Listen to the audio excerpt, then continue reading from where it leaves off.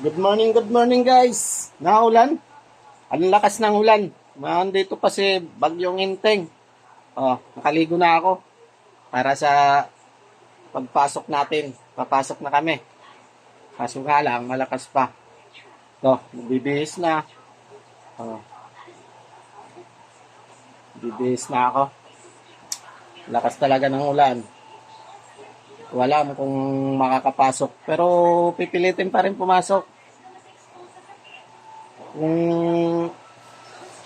malakas man ang ulan, titila din yan.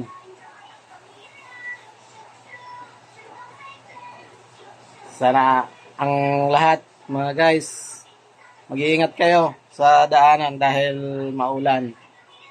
Huwag masyado paspas sa takbo ng inyong mga sasakyan. Kasi napakalakas talaga ulan ngayon. Sige na guys, bye-bye na.